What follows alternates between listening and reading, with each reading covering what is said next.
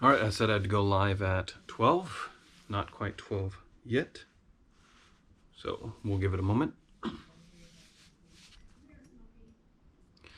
And please bear with me. This is a first go. And I will do my best.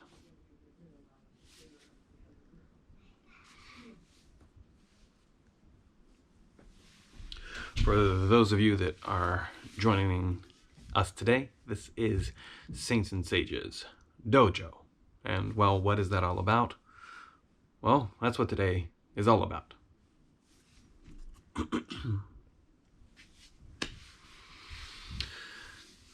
I'll give you guys a little bit of background on what's going on here. I decided to do this live stream. The goal is to use this stream channel so that those that want to join us live can see this live, and the other is to take what we record here and remove the audio and post it as a podcast on our podcast channel, which has been needing some more podcasting of late.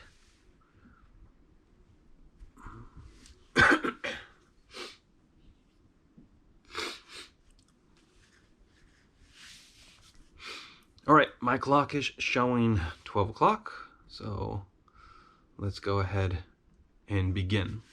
And we're beginning with a story, of course, because what better way to communicate than telling stories? It's what we've done for generations. That's usually what most of history is made up of, and it helps contextualize things as well as helps elaborate our understanding of ourselves and the world around us. So this is an important story. It's one that's been used for quite some time over the years, and I think it is very pertinent to the attitudes and mentality that we encourage here at the Saints and Sages Dojo. And that is, there was once a great and wise master, a master of a dojo, and many have sought to sit under him and study his martial way. And it was said that he created one that was superior than all the rest. And well, one day a young man came to study under him, and he, sat before him, bowed his head, and beseeched him to please, teach me your martial way. It is of great reputation, and I have studied many different forms, and yours is one that I am most eager to learn. And as the master kind of just sat there listening and watching, he didn't respond to this young man. He just watched him and looked at him. And the young man, thinking that he needed to prove himself in some sort of way, began to list off the many different techniques that he had learned, the different masters that he had sat under, the different dojos that he had been to, and this great repertoire of work that he had practiced and honed his skill on there, and trying to really sell himself as a student and say that I've learned so much, and I would be the best student, and I would learn far better than any other student that you have. I will work harder than anybody else. And the master still continued to sit there, arms folded, hands in his lap. And then he signaled for tea to be brought. And as they brought the tea out, he set a cup before the young man and one before himself. And he took the tea kettle and began to pour tea into the young man's teacup. And he poured and poured and poured, and it filled and filled and filled until at last it was brimming to the very edge of his cup, about ready to spill over. And then he stops and he sets down the tea kettle in front of the young man and says, "Can you pour any more tea into this cup without spilling it?" And the young man looked, seeing his cup brimming over the edge. Just any other drop into this cup would surely make it spill all over the place and make a horrible mess. And well, the young man sat and thought about how he might be able to do this. And then at last, after some time, he looked to the master and said, "Well, I cannot, there's no way. And well, the master put his hands back in his lap and said, well, neither can I. Go first and empty your cup, and then return.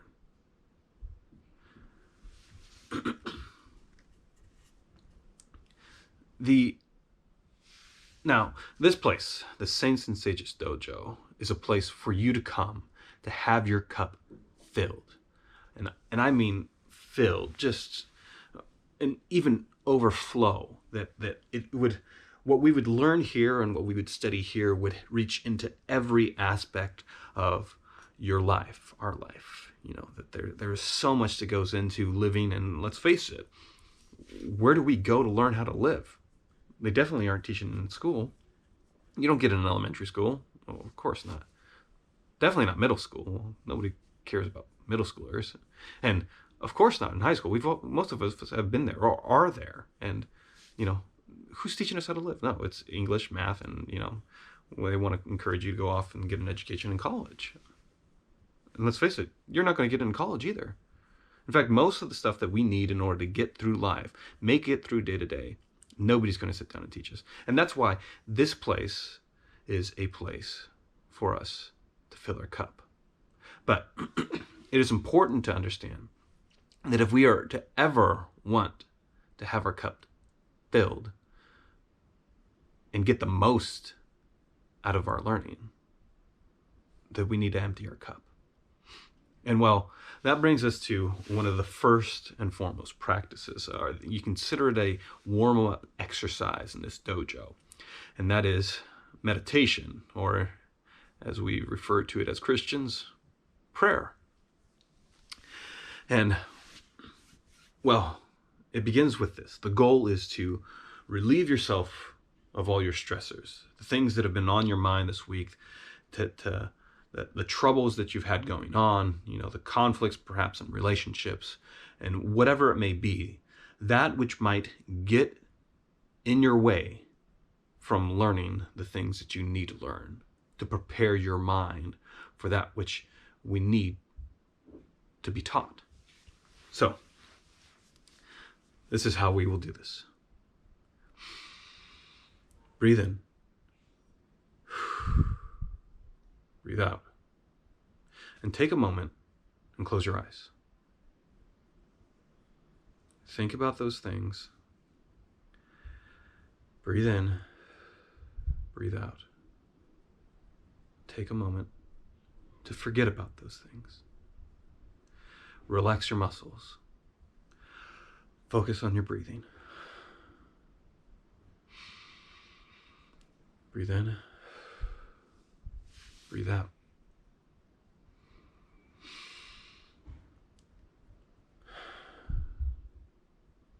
Now I want you to focus on God, who is always our primary teacher.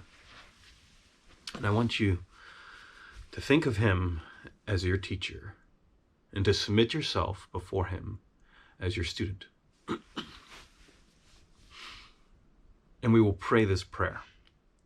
And please recite it for yourself, do it in your head out loud.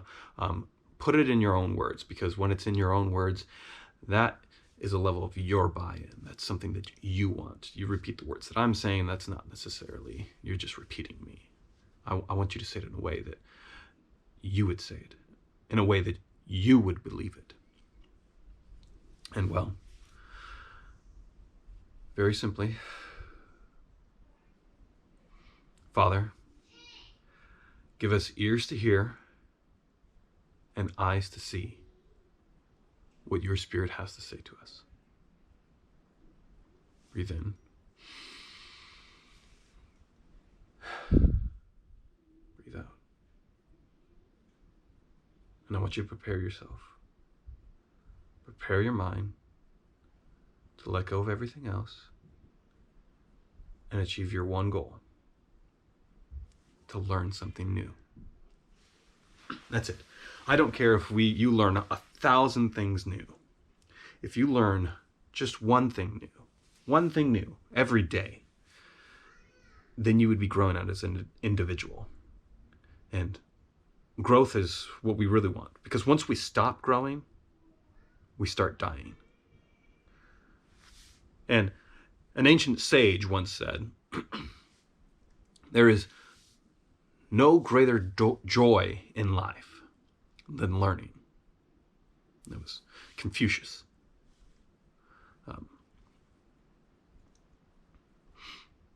And well, before we begin, some introductions are in order. First and foremost, my name is Robert Frederick, and you are watching Saints and Sages Dojo. And to all of you that have joined us or will join us, I want to say, welcome. Now, a little bit about myself. Consider me the sensei of this dojo.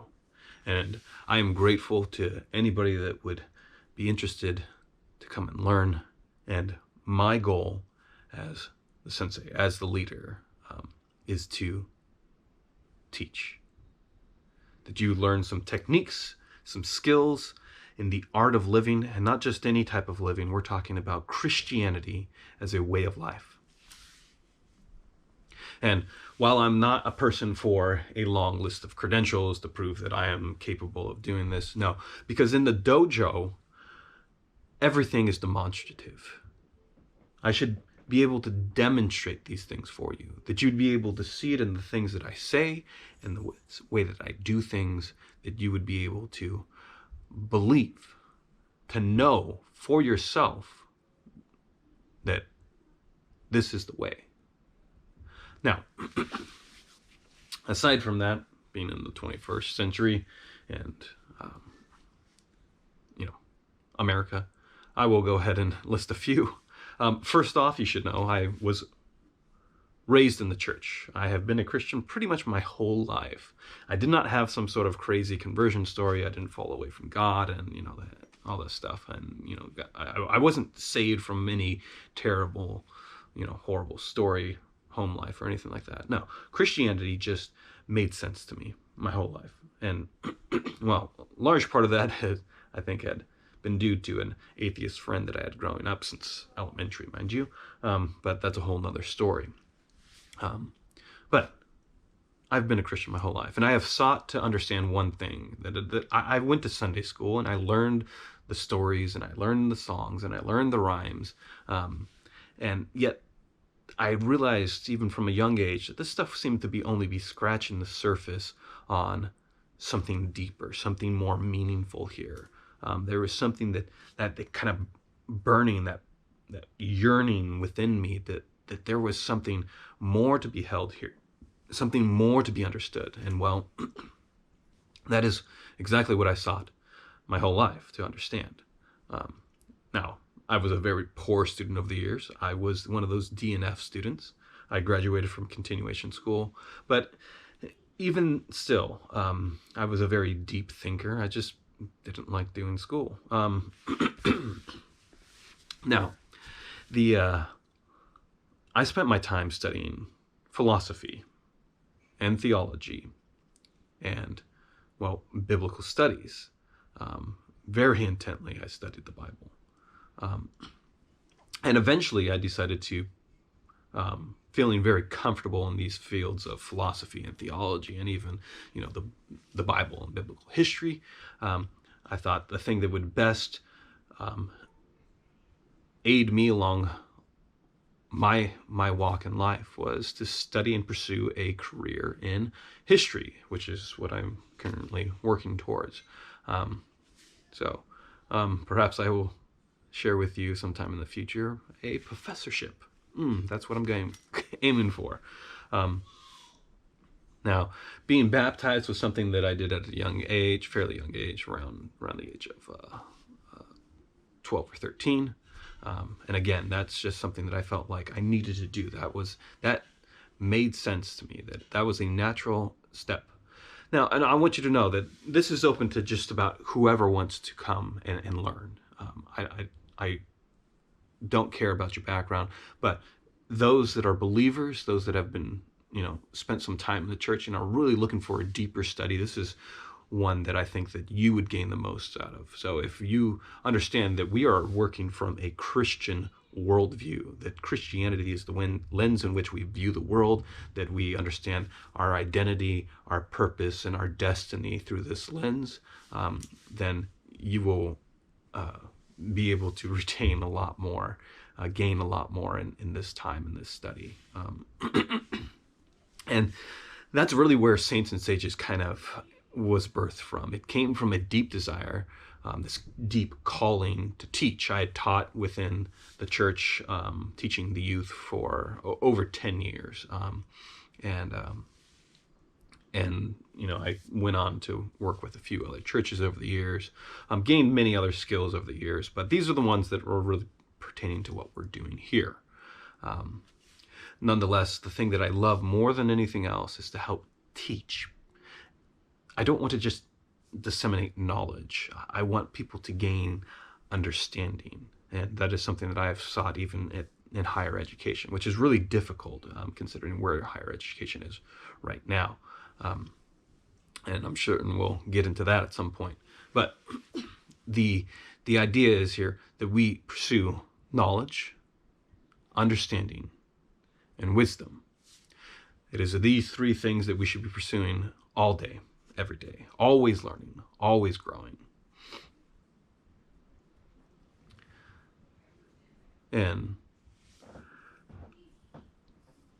well, that brings us to the first principle that I want us to understand going forward. In this dojo, you think of the master and the student, and these two are always working together to refine the skill, to teach and to help and aid the growth of those within the dojo. Everybody has a responsibility to one another. And in fact, dojos really, working in the martial field, is a level of training, and you train not just your body, but your mind as well, that you are learning physical techniques as well as mental techniques, that you are learning in a mental and physical way, almost in tandem with one another. And it works best when you have a partner, when you have somebody that you spar with, that you refine, that you practice your techniques with, that somebody's very close to your same level.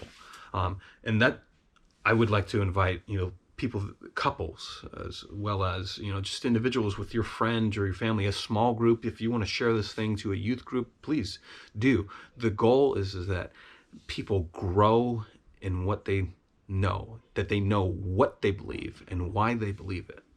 And well, that can only come in one way, and that is adopting this philosophy of the student.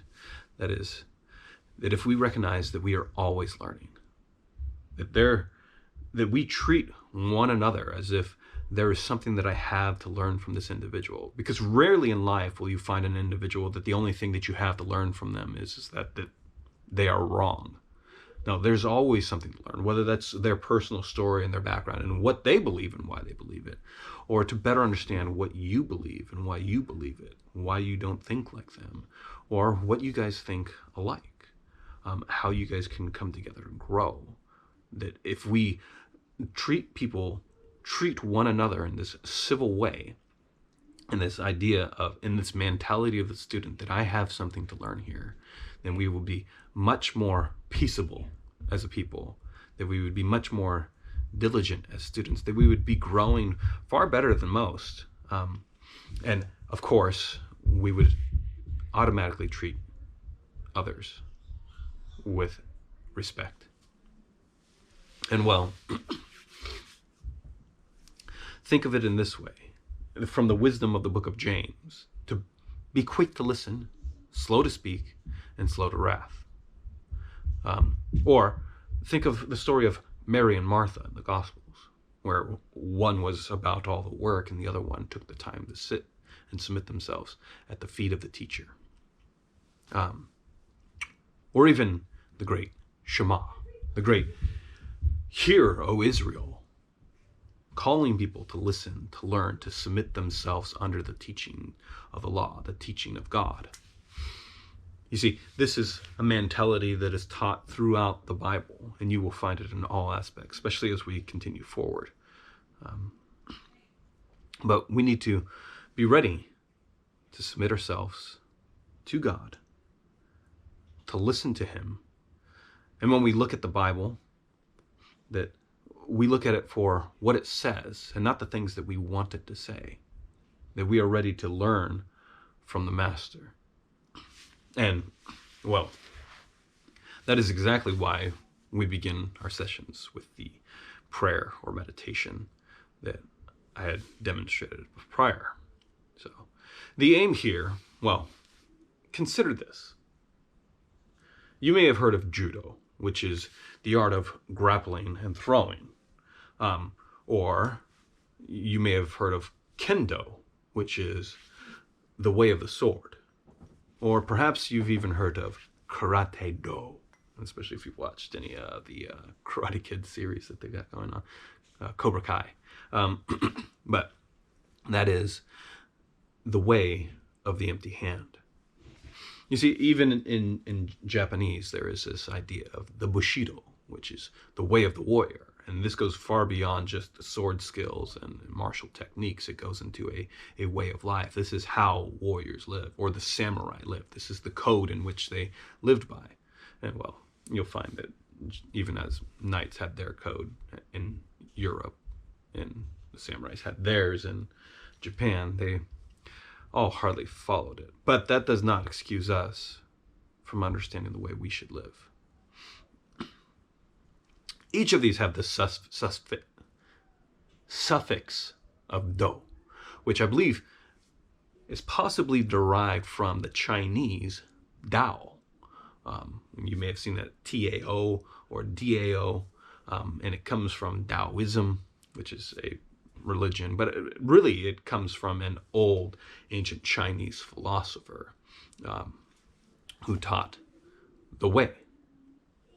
And, well, in order to practice this way, that there is a way in which we are to live. This is proper way of living. Well, that comes in that comes to a place in which we practice those things. And what we would call that place is the Dojo. So, that's where this name comes from. The Saints and Sages Dojo is the place in which we practice the way. And, well, if you look at early Christianity and study that for a bit, you'll learn that before Christians were called Christians, in fact, they didn't even call themselves Christians. Other people looked at them and called them Christians, those that follow Christ. Now, before then, they were called the followers of the way. And it gave this mentality that Christians lived in such a way that was far different than anybody else, that they understood that there was a right way to live life, that there was a way that you could live that would make you successful, that would be beneficial to all those around them, as well as themselves. And, well, it is that level of understanding that I would like to get back to this understanding of what is Christianity all about, and how should we live? Look, we've accepted Jesus as our personal Lord and Savior, and gotten baptized. So what? Now what? What do we do now? How should we live? And, well, that's exactly what we're going to be studying here. Now, I want you to think of this as in the time of apprenticeships. A master would occasionally take on a student and study. The student would become the apprentice to the master, and they would begin with sweeping the floors and putting the tools away, or getting tools for the master, and they would learn the ins and outs of the entire shop, the entire function of the group, of the skill, of the labor, and everything that goes into it. Until at last, after all their training, they eventually reach this level of journeyman. And that took about 7 years for an apprentice to at least become a journeyman. And that's just that he can get hired for a skill. He can't go off and start his own business yet. So, but with all of these artisan crafts, these things that were apprenticeships back in the day, well, you understand that there is an art into the craft. You know, whether you were a weaver that made fabrics, or whether you were a spinner that made thread, or whether you were a dyer that made dyes, or a blacksmith who, you know, produced metalwork. Each of these guys had a tool, a craft that they studied, that they honed their skills, and hopefully became a master in their field. And well, what is it for the Christian? What makes the Christian a Christian? What is the art of Christian living? What is the Christian craft? And you see, if we were to study as apprentice, we would hopefully gain these skills and techniques on how to live like a Christian. And well, you know, I feel that, you know, for the most part, churches have kind of just focused on evangelism and have left many of Christians, you know, starving in the pews, that they want something more from their study. And well, you know, you can only learn what your master can teach. So if you're studying under somebody that is not a master of the craft, well then, you can't ever expect to become a master yourself. So, whether that's a blacksmith, or baker, or candlestick maker, you can only become as good as the person that you're studying under. And that is one of the first things that I've always taught my students, that you should go where you're going to grow. Go find the person that you will learn the most from and study under them. If that's here, then great. If that's somewhere else, then go there. The first and foremost thing is always learning. The second is study under a master. And at that, you need to understand exactly what what was I saying? Art of Christianity. What is the art of Christianity? What is the Christian craft? What does that look like? And well, the blacksmith has his anvil and his hammer. And what does the Christian have? Well, they have their Bible. And you should always carry your Bible. You should be studying that thing day in and day out. You should pursue to understand everything in it. If you are reading some of the same parts again and again, and you know that there are parts of the Bible that you have not read, you're not doing justice to your study. We need to know all of it. And well, that comes with becoming familiar with our tool. That's the first and foremost thing. Look, I would even say that we need to spend those times reading some of those genealogies, because though they may not have anything extremely fruitful, to some level, they do help us understand some deeper things. I think about, you know, the Gospel of Matthew, I think, that ends up having a whole genealogy in there from both Joseph and Mary. So genealogy has a level of importance. But consider the craft. Consider your tool. And if you want to become a master, if you really want to know this stuff, you need to become familiar with this tool to the point where you have it up here, and that you know where you can locate things, that you know that Bible really well. You know that like it's your own tool. Like that tool has somewhat, you know, molded its grip to your hand, as well as, you know how to hit, when to strike, when to move, how to hold it, how to use the back end and the front end and the top end, different grips in which we can hold it to get the techniques that we need. And we need to understand that as Christians when it comes to the Bible. The Bible is the first and foremost of our tools. And the better that we are with it, and once we have it here, well, then we could never be without it. And well, so many people are attached to their Bibles, and that, that they don't take the time to know it well enough that they can go without it. Now, it is a tool that we should always have on hand, but the aim is to eventually be able to walk without it, that we know it, that we can tell each other, and that we can take it from anybody else and say, here, let me show you. and that they would be able to see this in the master's hand. Well, the other thing I want you to think about is Sikhism. And Sikhism, for those of you, is the, they wear these metal bracelets, usually wear some sort of turban, and occasionally they've got a sword or knife on their side. The thing with Sikhism is the name Sikh literally translates to learner. And, well, if you really think about it, and that is the idea in which they are submitting themselves as students to the study of the field of the sages, the teachings of the sages. And, well, as Sikhs, they understand that they are students first. And you realize that there is really not much different between that and Christians. The Christians realize that they are students of Christ.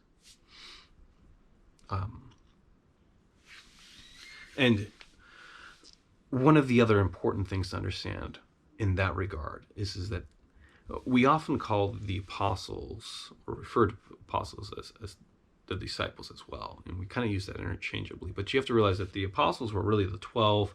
The disciples were all of Jesus' students, and simply believe that there was anywhere from 40 to 400 disciples of Jesus following him at any given time.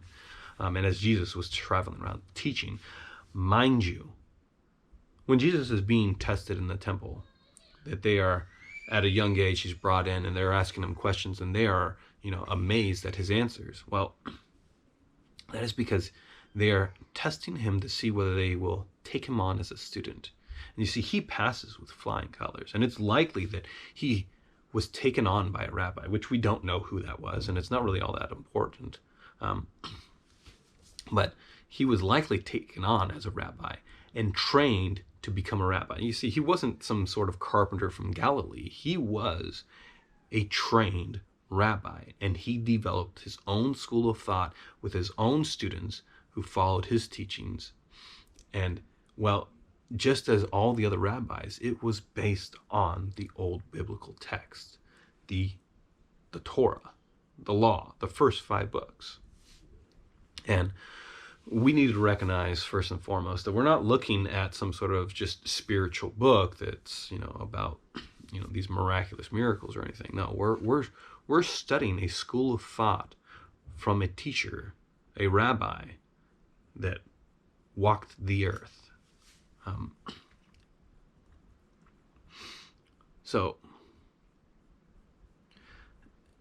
And it is not enough for 40 minutes once a week to be studying this stuff. I mean, let's face it, for the most part, they're not even all that deep of studies that we tune into.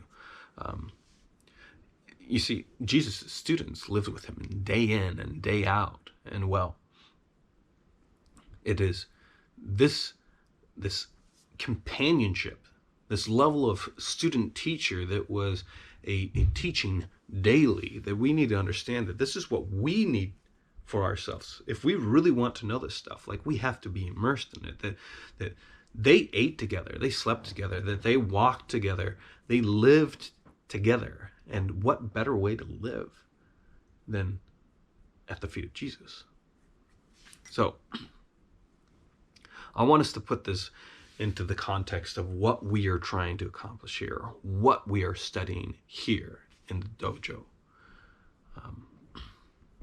And that the end goal, so let me try and finish up. It looks like I'm running out of battery. So let's finish up here. The dojo comes down to a few fundamental things that we want to accomplish. And that is, first, to become masters of our craft.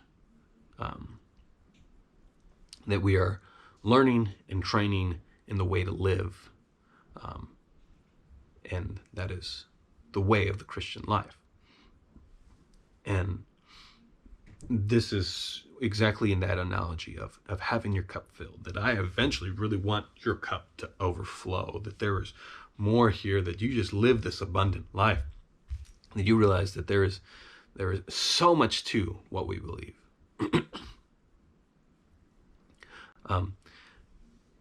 And in becoming masters, the second thing is that you will become teachers. Whether that is that you will teach your children or your children's children, or whether that's to teach your friends, or whoever it may be, and whether you have children or not at this point, whether you end up becoming an uncle or an aunt, or maybe one day you will get married and you will have children, and well, you should be prepared to fulfill that role, and also fulfill that role as the teaching, mentoring parent. So that your training begins now. You shouldn't be training for those things right after your kids show up. Well, now I need to know how to be a parent. Now I need to know how to teach my kids. Once we do that, we're running behind schedule.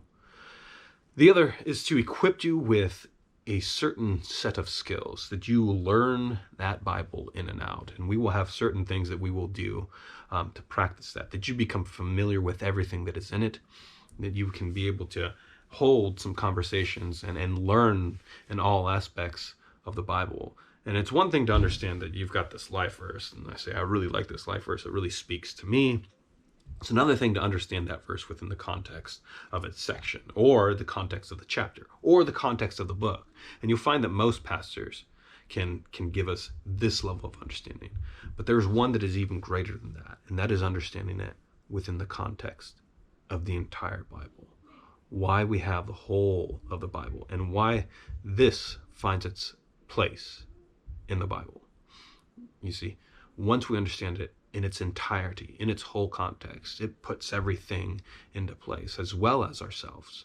And well, hopefully we'll get to it, and we'll really begin to break those things down. So we will have simple trivia exercises. I'm going to teach you simple trivia stuff, and that is just foundational blocks. And again, foundation is everything. Once we have a solid foundation, well, then we can really build something with it. And a house, a structure, is only good as its foundation. If it has a bad foundation, then the whole house will come crashing down. And well, that's probably what we see with the walking away from Christianity movement. I don't know if you guys are aware, but there are people that regularly post that they have graduated, that they have grown up, that they have decided to walk away from Christianity. And that's probably because it's not meeting those needs. It's not reaching its level of relevance in their life. But it is relevant. So the other things that I want to lay out here is certain ground rules. Now, we will accept that I am leading here, that I am the Sensei Robert, or whatever you want to call me. With that, thank you. And I deeply appreciate that. I am starving and dying to fulfill this role as teacher. It drives me nuts.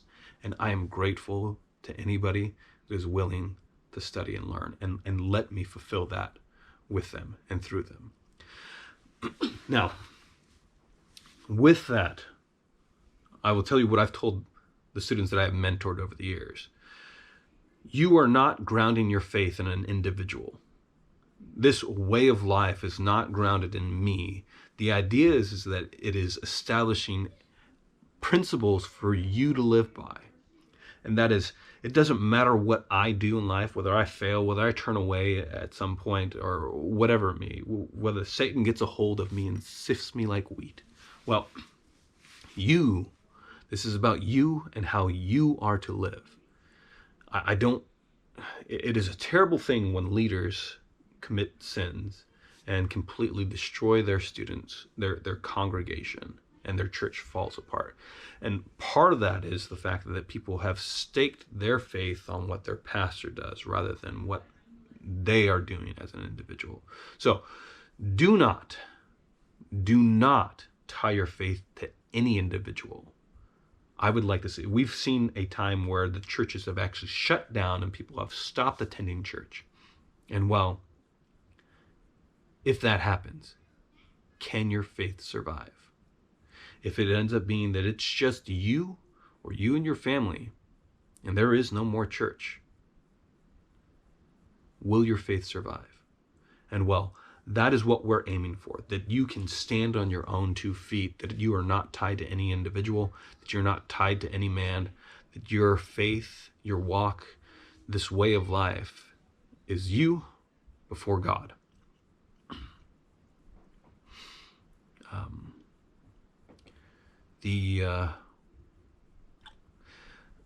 The other goal here is to make you a better Christian, a better believer, a better follower of the way than me. And my goal is to make that damn hard for you. So, now, how is this done? What is the roadmap? The master craftsman knows its tools, and well, we will begin our next session in understanding some of that tool. Understanding this is our hammer, this is our anvil, and this is how we use it. And we're going to learn some basic trivia stuff, and we will build upon these building blocks over time. I'm going to try and keep it really simple and concise. We will probably divide things into an opening time where we have some prayer, meditation, we get into some teaching, and then we get into some practical learning, something that you can walk away and know at the end of the day. And I'm going to assume that most of you need building from the ground up. So if those of you are further along in your understanding of the Bible, well, bear with us as we build up. And perhaps this is the time for you to help others build upon their foundations, because that's how we run things. The goal is that you will eventually, hopefully, be able to teach these things to other students, whether that's you as a leader in some sort of church capacity or whether that's just to you and your family. The other is that we're going to study the Bible and understand it from a holistic view, but that means that we're going to have to understand it in parts, and we're going to have to take the time and work through this stuff. My goal, my fundamental goal, is that you guys finish going through the whole Bible. There was one day I was delivering pizzas, and I was driving in my car and listening to music and podcasts, and then I felt this voice saying to me, "Look, Robert, you've spent your years professing the faith." And I'm like, "Yeah, you believe everything that's in the Bible, and even tell people that you would die for all that is in it." I was like, "Yeah, that's true. But do you really know everything that's in it?" All right, I get it. And I had realized that I had spent so much of my life not knowing everything that's in the Bible. And yet I would tell people I would die for something that I don't even really know. And well, that hopefully you guys understand the importance that if you're going to say that you believe these things, that you do know them.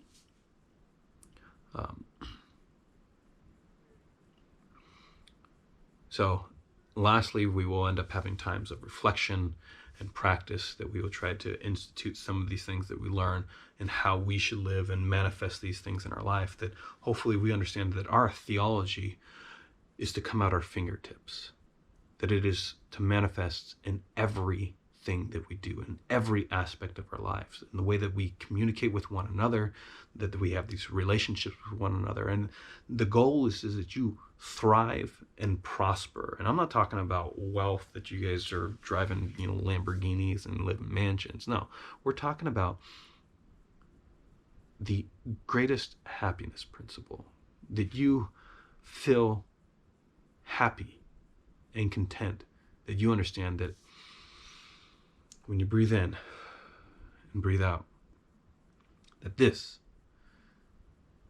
is how life is supposed to be. And it feels good. That there is no greater joy in life than to know God and to walk with others along the way. So with that, let's end here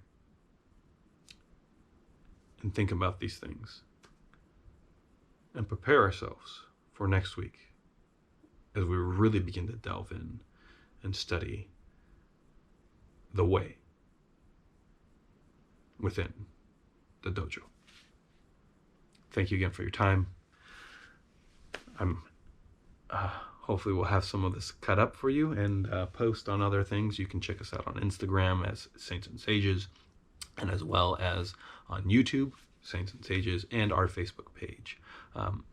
If you'd like to connect, feel free to send some messages. We even have a Twitter, and I really try to reserve that for dialogue and conversation, not to promote stuff. So feel free to contact us in any way, shape, or form. I look forward from hearing from any of you, and perhaps we can come back with our cups empty and leave with them full. Sola Deo Gloria.